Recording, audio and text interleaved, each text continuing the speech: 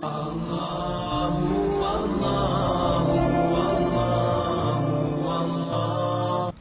Nabi Shallallahu Alaihi Wasallam adalah merayakan hari lahir Nabi Shallallahu Alaihi Wasallam. Awal mulanya muncul tahun 230 Hijriah.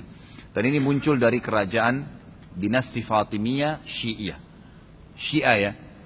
Yang itu dibentuk pada saat itu di Mesir.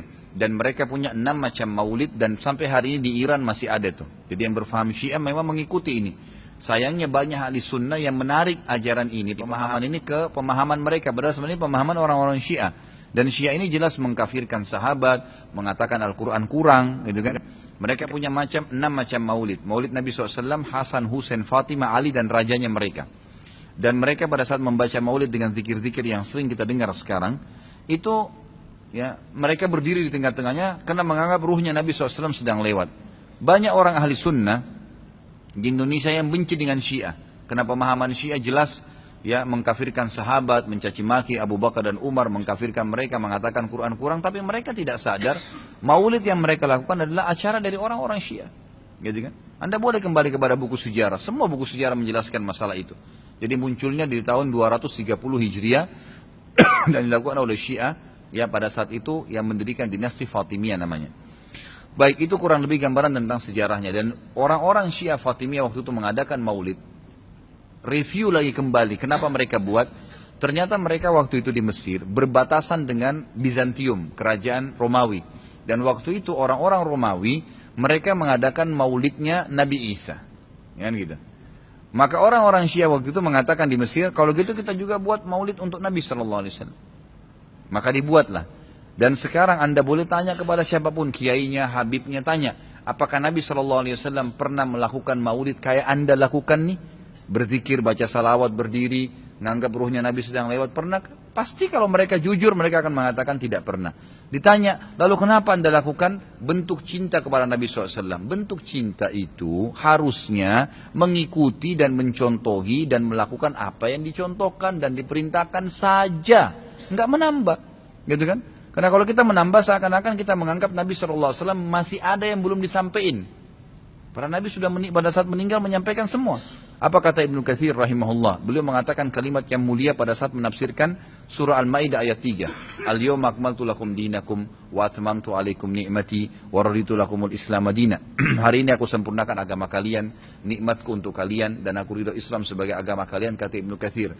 Ayat ini dalil yang paling nyata dan jelas ya, menekankan bahwasanya Nabi SAW tidak menghembuskan nafas terakhirnya kecuali sudah menyampaikan semua apa yang Allah tuntunkan, dan umat ini tidak butuh lagi tambahan, yang kecil sampai yang besar, yang samar-samar sampai yang jelas, gitu kan? Semua dijelaskan, semua sudah disampaikan. Dan Nabi SAW pada saat mau meninggal dunia di Haji Wada, beliau mengatakan halla ballaktu, ingatlah saya sudah sampaikan kepada kalian. Alla ballaktu, ingatlah saya sudah sampaikan kepada kalian. Sudah cukup semuanya. Maka jangan ditambah, jangan dikurangin, saudaraku. Bacalah salawat, Nabi SAW perintahin tuh, banyak perintah salawat. Baca 10 kali pagi, 10 kali sore, zikir pagi sore. Boleh juga dijadikan sebagai zikir rutin kita tiap hari. Nabi SAW perintahkan untuk baca salawat, gitu kan. Dianjurkan untuk membaca. Di hari Jumat disuruh memperbanyak salawat untuk Nabi SAW. Setiap kali disebut namanya SAW. Dalam majelis ini berapa kali kita katakan Nabi SAW, Nabi SAW. Itu semua fadilah, itu diperintahkan, gitu kan. Tapi jangan dikarang secara khusus, karena itu akan menambah. Sekali lagi, saya tidak menyalahkan. Kalau Anda ngotot mengerjakannya, mengatakan ini benar, silahkan, itu hak Anda. Saya menyampaikan apa yang saya ketahui, gitu kan. Saya tidak menyalahkan, tidak menghardik, saya mengingatkan apa yang saya ketahui. Kalau Anda anggap ini benar, terimalah, gitu kan. Karena orang yang bijaksana, orang yang berakal adalah orang kalau menerima, mendengar sebuah penyampaian dan itu benar, lebih benar dari apa yang dia ketahui sebelumnya, maka dia menerimanya. Ya, maka dia akan selamat dari sifat sombong, kan gitu. Kalau masalah hadis yang disebutkan tadi, Nabi SAW mengatakan barang siapa yang membuat hal yang baru. Jadi ini terjemahannya pun keliru sebenarnya, gitu kan. Jadi kisahnya begini, ini hadis Bukhari.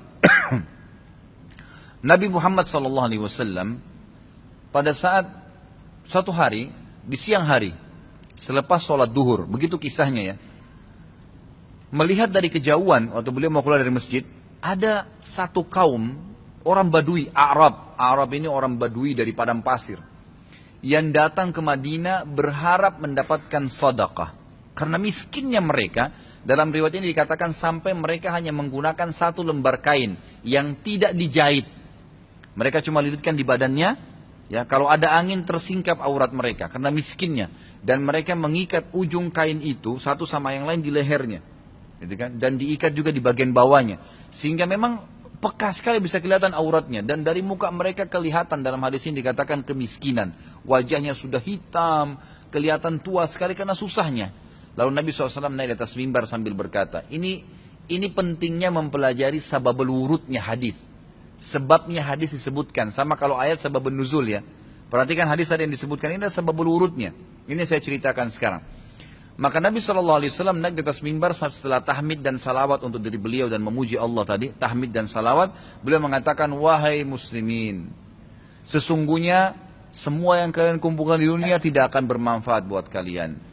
Semua akan habis. Sebaik-baik harta kalian adalah harta yang kalian infakkan selama kalian hidup.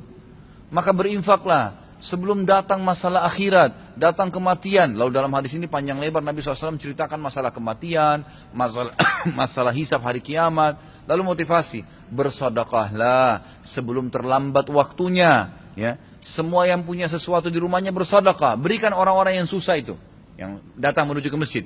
Berikan kepada mereka sebelum mereka injak masjid ini. Lalu kata Nabi SAW, bersedekahlah walaupun hanya dengan sepotong kurma. Jadi kalau seseorang di antara kalian punya kurma di rumahnya satu butir, bagi dua. Satu dia makan setengah, setengah dia makan, kasih setengah orang miskin ini. Saking pentingnya bersedekah. Waktu itu, ikhwan dan akhwat sekalian, sahabat termotivasi, ada yang menangis. Ada satu orang, sahabat berdiri. Lalu dia mengeluarkan semua yang dia miliki di kantongnya. Ya Rasulullah, ini saya sedekahkan. Dengan melihat orang itu melakukan, sahabat di masjid rame-rame melakukannya. Pada keluarin semua hartanya. Apa kata Nabi SAW? Siapa yang menunjukkan perbuatan baik dalam Islam, yang memulai. Kenapa? Karena tadi ini orang memulai kasih. Maka dia akan mendapatkan pahala orang yang melakukannya tanpa dikurangi sedikit pun dari pahala orang yang melakukannya. Jadi kalau kita ajak orang ke masjid atau kita ajak orang bersedekah, lalu dia dapat pahala nih, 10 pahala misalnya karena sholat atau karena sedekah. Kita kena mengajaknya, diberikan juga pahala 10 tanpa dikurangi dari pahala dia. Kan begitu. Ini sebabnya hadis. Sayangnya hadis ini disalahfahamin, dijadikan bolehnya mengatakan ada bid'ah hasanah. Semoga Allah berikan hidayah. Padahal mereka tidak paham sebab urutnya. Ada sebabnya hadis itu disebutkan. Jadi bukan kosong begitu saja. Gitu kan? Jadi mudah-mudahan ini bisa difahamin apa yang telah Nabi SAW